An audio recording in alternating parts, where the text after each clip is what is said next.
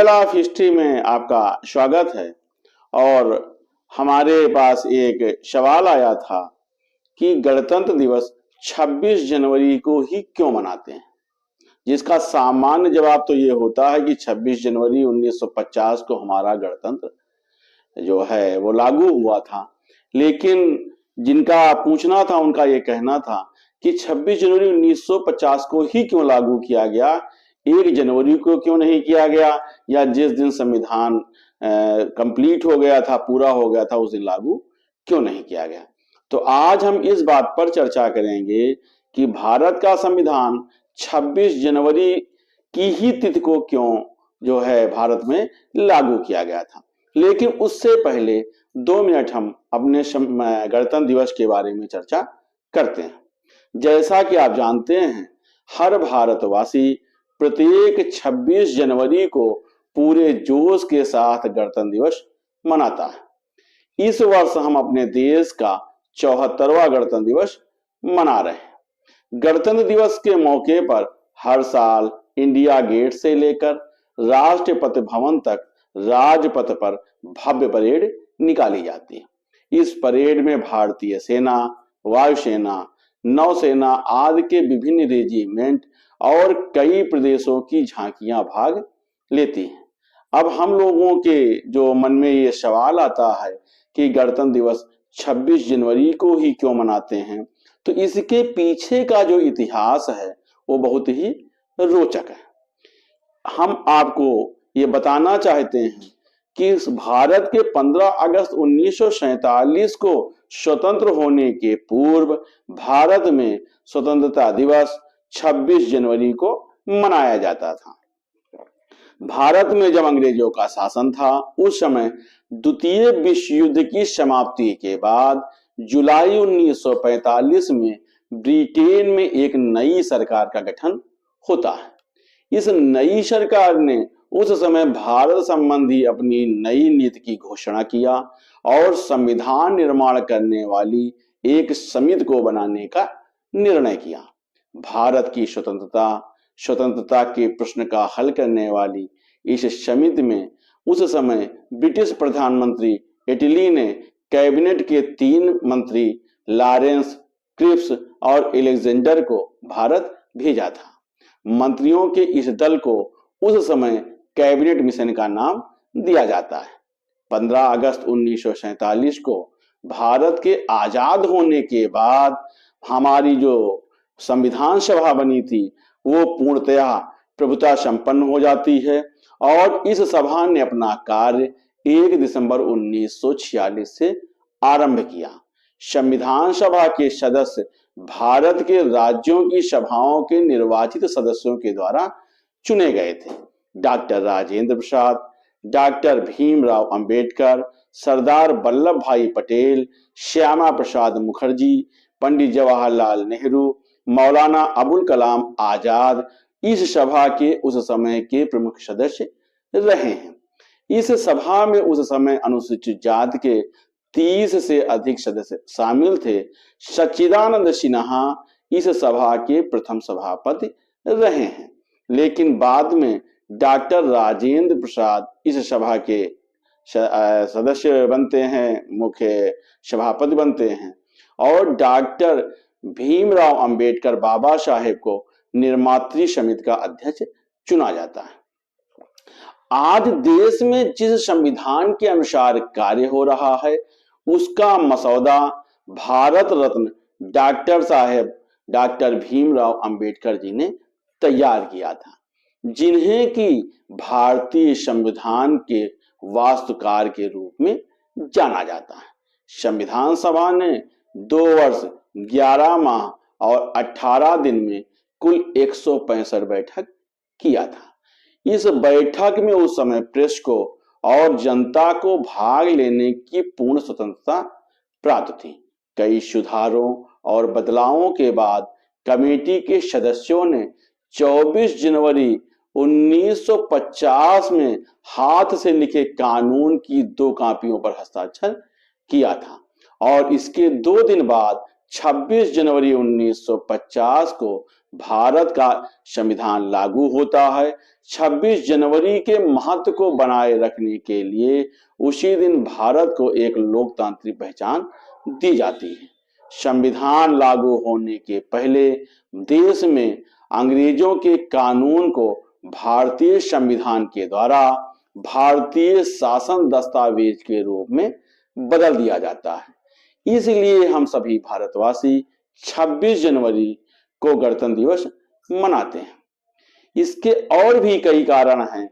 देश स्वतंत्र होने के बाद 26 नवंबर 1949 को संविधान सभा ने अपना संविधान पूरा कर लिया था और 26 जनवरी 1950 को संविधान को लोकतांत्रिक सरकार प्रणाली के साथ लागू किया गया। इस दिन भारत को पूर्ण गणतंत्र का जो है देश घोषित किया गया। भारत 26 जनवरी 1950 को सुबह 10:18 पर एक गणतंत्र राष्ट्र बनता है। इसके ठीक 6 मिनट के बाद 10:24 पर डॉक्टर राजेंद्र प्रसाद भारत के पहले राष्ट्रपति के रूप में शपथ लेते हैं। इसी दिन डॉक्टर राजेंद्र प्रसाद राष्ट्रपति के रूप में बग्गी पर बैठ करके राष्ट्रीय भवन से बाहर निकलते हैं और सेना के साथ वो सलामी लेते हैं। पहली बार उन्हें गार्ड ऑफ ऑनर पेश किया जाता है। इस दिन भारतवासी तिरंगा फहराते हैं, राष्ट्रगान करने के साथ कई कार्यक्रम का आयोजन करते हैं। 26 जनवरी को ही संविधान लागू करने का जो प्रथम कारण है या प्रमुख कारण है वो ये है, जैसे कि बहुत से संशय या सवाल आते हैं कि हम इसको 26 नवंबर 1949 को ही लागू कर सकते थे या 1 जनवरी को लागू करते जो कि वर्ष का पहला दिन होता, आखिर 26 जनवरी को ही क्यों लागू किया गया। तो इसके बारे में जानने के लिए अब हम थोड़ा सा पीछे चलते हैं। अंग्रेजी शासन काल में 1929 में भारत के तत्कालीन वायसराय लॉर्ड इरविन ने एक अस्पष्ट घोषणा किया था जिसे इरविन घोषणा पत्र कहते हैं। इस घोषणा पत्र में कहा गया था कि भारत को भविष्य में प्रभुत्व का दर्जा प्रदान किया जाएगा। भारतीय नेताओं ने इसका स्वागत किया क्योंकि वो लंबे समय से डोमिनियन राज्य के या डोमिनियन स्टेट की मांग करते आ रहे थे। अब वो चाहने लगे थे कि अंग्रेजों के साथ आगे की सभी बातचीत भारत के लिए प्रभुत्व की स्थिति को औपचारिक बनाने पर ही बनी रहे। अब डोमिनियन जो राज्य होता है इसका अर्थ होता है ब्रिटिश साम्राज्य के अधीन अर्ध स्वतंत्र सत्ताएं, जिन्हें कि उस समय स्वायत्त उपनिवेश या डोमिनियन स्टेट कहते थे। ये ब्रितानी साम्राज्य के भाग होते थे और हम देखते हैं कि ब्रिटेन के इतिहास में सबसे पहला जो डोमिनियन राज्य था वो कनाडियन कॉन्फेडरेशन रहा है, जिसका निर्माण 1867 में किया गया था। तो डोमिनियन स्टेट की हम लोग मांग कर रहे थे और डोमिनियन स्टेट के आने पर हम लोग ब्रिटिश क्राउन के अधीन ही एक स्वायत्त शासन के रूप में रहते। भारत और दक्षिण अफ्रीका में ये कानून लागू होना था। इसमें केंद्र के पास अधिक सत्ता होती, वो अधिक शक्तिशाली होता, पूर्ण संप्रभुता उसके पास रहती, लेकिन राज्य के पास भी एक सत्ता होती जो सीमित होती। इरविन के द्वारा यही घोषणा किया गया था कि हम डोमिनियन राज्य आपको घोषित करेंगे, लेकिन इरविन के घोषणा पत्र ने जो है इंग्लैंड में उस समय विरोध प्रारंभ कर दिया। इंग्लैंड के राजनेता, वहां की आम जनता भारत को प्रभुत्व का दर्जा प्राप्त होने के पक्ष में नहीं थी। वो ये नहीं चाहती थी कि भारत को एक प्रभुत्व राष्ट्र का दर्जा दिया जाए। जब वहां पर विरोध के सुर ज्यादा तेज हो गए तो दबाव में लॉर्ड इरविन ने उस समय जिन्ना, नेहरू, गांधी और सप्रू के साथ एक बैठक आयोजित किया और इन नेताओं से ये कहा कि अब हम जल्दी ही डोमिनियन स्टेट का जो वादा है उसे पूरा नहीं कर सकते हैं, अर्थात वो अपनी घोषणा पत्र से मुकर जाते हैं। उस समय भारत में केवल एक ही दल ऐसा होता है जो स्वतंत्रता संग्राम का जो है नेतृत्व करता है, वो भारतीय राष्ट्रीय कांग्रेस होती है। और वो इस बात से परेशान हो जाती है और इसके साथ ही वो भी अपने रुख में परिवर्तन कर लेती है। अब वो प्रभुत्व की स्थिति या डोमिनियन स्टेट की जो मांग है उसको खारिज कर देती है, उस मांग को ही वो छोड़ देती है। इसके बजाय 1929 में अपने लाहौर सत्र में पूर्ण स्वराज्य प्रस्ताव को वो पारित करती है। इसमें वो पूर्ण स्वतंत्रता का आह्वान करते हैं। इस प्रस्ताव ने औपनिवेशिक या डोमिनियन स्टेट या शासन के खिलाफ बड़े पैमाने पर राजनीतिक आंदोलन को चिन्हित करने लगते हैं।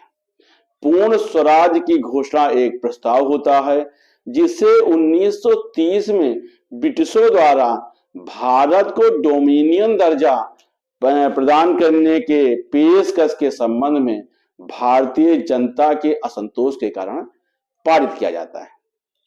पूर्ण साम्राज्य जो है संस्कृत का एक शब्द है, संस्कृत के एक शब्द पूर्ण, पूर्ण का मतलब संपूर्ण, और स्वराज का मतलब स्वशासन या संप्रभुता या भारत की स्वतंत्रता की घोषणा से संबंधित ये शब्द होता है, जिसका मतलब है जो कि हम पूर्ण स्वराज्य के रूप में जिसे कहते हैं, अर्थात संपूर्ण स्वशासन या संपूर्ण राज्य या संप्रभुता या भारत की पूरी तरह से स्वतंत्रता, इसी को पूर्ण स्वराज शब्द के रूप में हमने रखा है।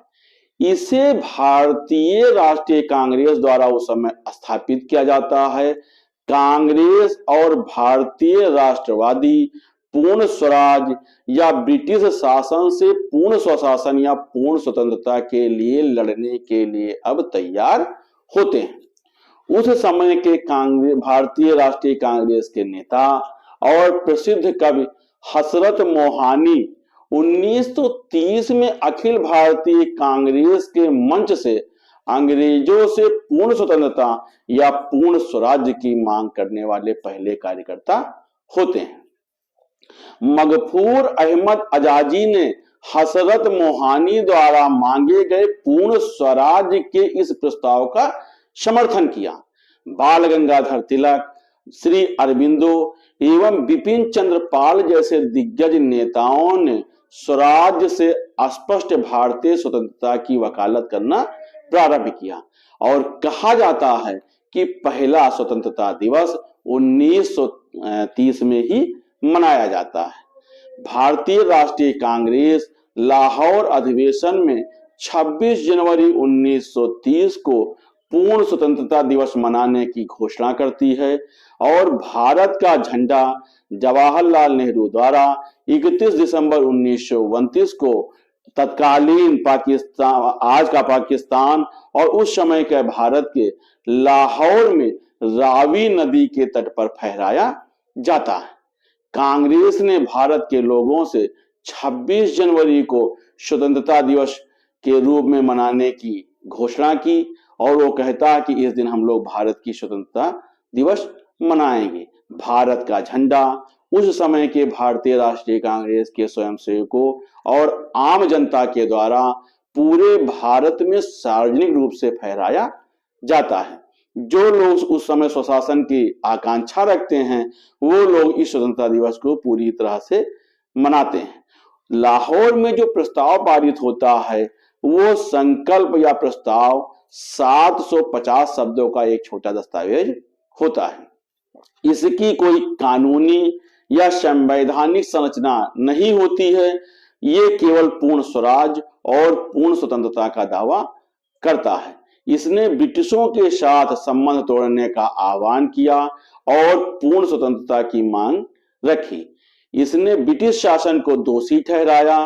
भारतीयों पर हुए आर्थिक, राजनीतिक और सांस्कृतिक अन्याय को संक्षेप रूप में इस प्रस्ताव में रखा गया है। दस्तावेज में भारतीयों की ओर से बात की गई है और सविनय अवज्ञा आंदोलन प्रारंभ करने का इरादा भी इसी प्रस्ताव के द्वारा दिया गया था। तो आप ये समझिए कि 15 अगस्त 1947 के पहले भारत में 26 जनवरी को स्वतंत्रता दिवस मनाया जाता था, लेकिन चूंकि 15 अगस्त 1947 को देश स्वतंत्र हो जाता है और 26 जनवरी एक जो है उस समय की महत्वपूर्ण तिथि होती है और इसी पूर्ण स्वराज की संकल्पना को स्वतंत्रता आंदोलन के नेताओं द्वारा एक प्रतीकात्मक घटना के रूप में देखा जाता है और 1946 से 1950 के दौरान संविधान निर्माण प्रक्रिया के दौरान संविधान सभा के सदस्यों ने पूर्ण स्वराज्य की सार्वजनिक घोषणा किया और 26 जनवरी की तारीख का सम्मान करते हुए जिस तारीख को पहले हम लोग भारतीय स्वतंत्रता दिवस मनाते थे, उस 26 जनवरी की तिथि का सम्मान करते हुए भारत के संविधान को 26 जनवरी 1950 को लागू किया गया था। यही कारण है कि भारत का संविधान 26 जनवरी को लागू किया गया है, क्योंकि 1947 के पहले भारत के लोग 26 जनवरी को अपनी स्वतंत्रता दिवस मनाते थे।